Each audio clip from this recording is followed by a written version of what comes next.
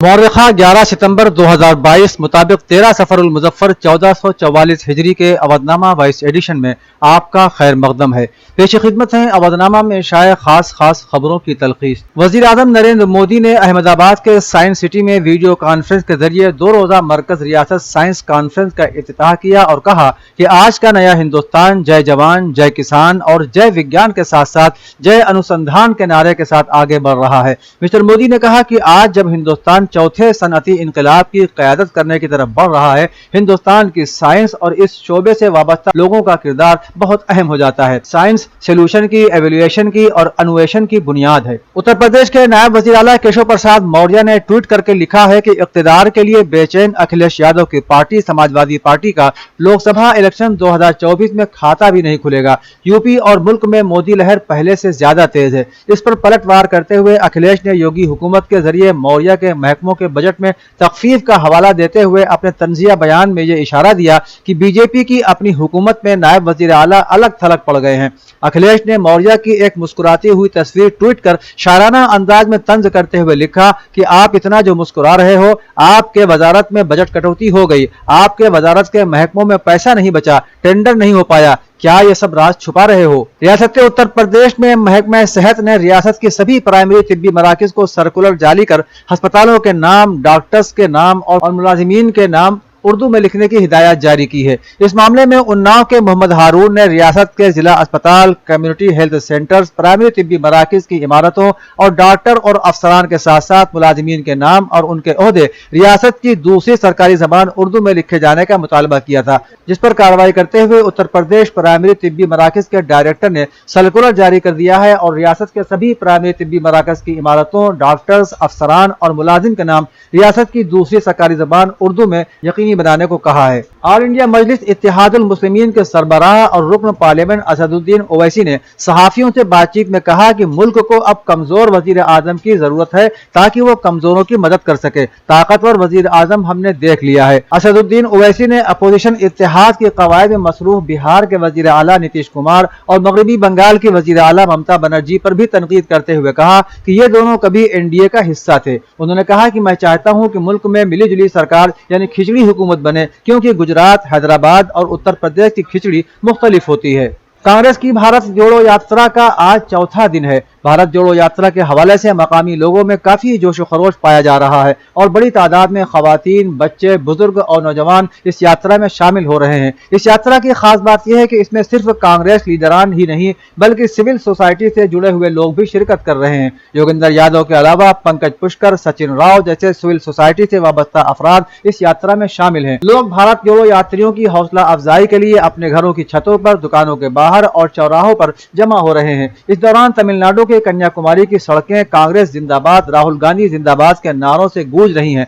ख्याल है कि भारत जोड़ो यात्रा एक दिन में औसतन 22 से 23 किलोमीटर चल रही है और 5 माह के दौरान यह यात्रा 12 रियासतों से गुजरते हुए 3570 किलोमीटर का फासला तय करेगी। रियासत की योगी हुकूमत के रियासत में गैर तस्लीम शुदा मदारिस का सर्वे कराने के फैसले के बाद कई तरह के रद्द-ए-अमल सामने आ रहे हैं। हुक्मरान जमात के रहनुमाओं की बात करें तो वो इस सर्वे को अवाम के मफाद में बता रही है, तो वहीं हिज़्ब इख्तिलाफ इस सर्वे को मुसलमानों के खिलाफ साजिश करार दे रहा है। ऐसे में ये जानना जरूरी हो गया है कि यूपी हुकूमत अचानक मदारिस का सर्वे क्यों करवा रही है। बताया जा रहा है कि लखनऊ के गोसाईगंज में वाक़े सुफ़ा मदीनतुल उलूम नाम के एक मदरसे में 2 तालिब इल्मों के पैरों में बेड़ियां पाई गई थी। इसके अलावा बाद मदारिस में बच्चों के जिस्मानी ज़हनी इस्तेहसाल के वाक़यात भी कमीशन के नोटिस में आए हैं। कुछ मदारिस बच्चों के साथ बेहतर सलूक भी नहीं कर रहे हैं, जो कि भारतीय आईन के आर्टिकल F39 और 21A की खिलाफ वर्जी है। इसीलिए उत्तर प्रदेश के तमाम जिलों में गैर तस्लीम शुदा मदारिस का सर्वे करके जरूरी कार्रवाई करने का हुक्म दिया गया है। हजरतगंज में शाह नजफ रोड पर वाक़े कैलाश कला बिल्डिंग की दूसरी मंजिल पर वाक़े रॉयल कोचिंग सेंटर में सुबह आग लग गई। इमारत में तलबा समेत कई अफराद फंस गए। फायर फाइटर्स ने आग पर काबू पाने के बाद शीशा तोड़कर धुआं निकाला। मुआयना करने पर मालूम हुआ है कि फायर सेफ्टी का कोई इंतजाम नहीं है। इसके अलावा इस इमारत को फायर डिपार्टमेंट से NOC भी नहीं दिया गया है। इस पर पुलिस कमिश्नर ने रॉयल कोचिंग के साथ इमारत में मौजूद 10 से ज्यादा कोचिंग सेंटर्स को सील कर दिया है। मदरसा सैयदना बिलाल शाख दारुल उलूम नदवतुल उलमा में मौलाना जफरुद्दीन की सदारत में एक तकरीरी मुसाबिका मुनक़िद हुआ, जिसका आगाज मदरसे के तालिब इल्म मोहम्मद अबू सुफियान की तिलावत से हुआ और नाते پاک طالب علم عمار ظفر نے پیش کی، جبکہ نظامت کے فرائض محمد عزیز نے انجام دیے۔ مولانا ظفر الدین نے اپنے خطاب میں عربی زبان کی اہمیت کو واضح کیا اور کہا کہ اگر ہم عربی زبان پر عبور حاصل نہیں کریں گے تو ہمارے لیے قرآن اور حدیث کا سمجھنا مشکل ہوگا۔ انہوں نے یہ بھی کہا کہ عربی تقریر کے اصول اور انداز بیان کو سیکھنے کے لیے ہمیں فصیح عربی خطبہ کی تقریریں سننی چاہیے۔ برطانیہ کی ملکہ ایلزابیتھ کے انتقال پر اتر پردیش میں اتوار کو سرکاری سوگ کا اعلان کیا گیا ہے۔ ریاستی حکومت کے پرنسپل سیکریٹری جتیندر پرساد نے سنیچر کو اس سلسلے میں ہندوستانی حکومت کے فیصلے پر عمل درآمد میں ایک دن کے سرکاری سوگ کا اعلان کیا ہے۔ قابل ذکر ہے کہ برطانیہ کی ملکہ ایلزابیتھ دوم کا 8 ستمبر کو انتقال ہونے کے بعد وزارت داخلہ نے 11 ستمبر کو ملک گیر سوگ کا اعلان کیا ہے۔ ملکہ ایلزابیتھ دوم 96 سال کی تھیں۔ لکھنؤ کے کرشنا نگر تھانہ علاقے میں ایک نوجوان کو پڑوسی کے پالتو کتے نے بری طرح نوچ لیا۔ شدید طور پر زخمی نوجوان کو علاج کے لیے لوک بندھو اسپتال لے جایا گیا، جہاں سے ڈاکٹروں نے اسے KGMU بھیج دیا۔ جانچ کے دوران پتہ چلا کہ کتے کے حملے میں ان کے پیشاب کی نالی کو شدید نقصان پہنچا ہے۔ نوجوان نے قصوروار کے خلاف مناسب قانونی کارروائی کرنے کے ساتھ ساتھ کتے کے مالک سے معاوضے کا بھی مطالبہ کیا ہے۔ اودھ نامہ کے جہاں-نما صفحے کے مطابق امریکہ نے ایران کو البانیہ پر جولائی میں ہونے والے سائبر حملے سے منسلک ہونے اور امریکہ اور اس کے اتحادیوں کے خلاف دیگر سائبر سرگرمیوں میں ملوث ہونے کا ذمہ دار ٹھہراتے ہوئے نئی پابندیاں عائد کر دی ہیں۔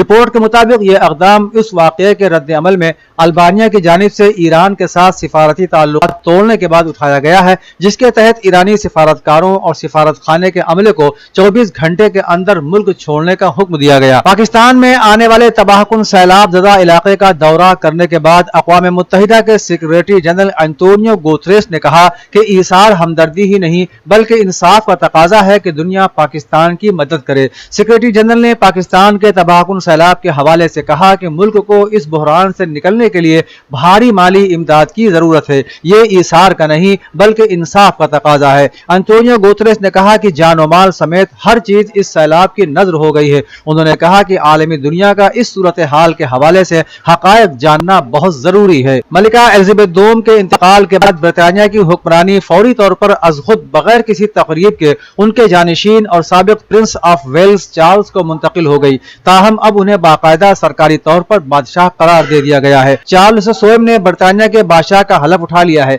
کنگ چارلز نے حلف نامے پر دستخط کر کے باقاعدہ طور پر بادشاہ کی ذمہ داریاں سنبھال لی ہیں۔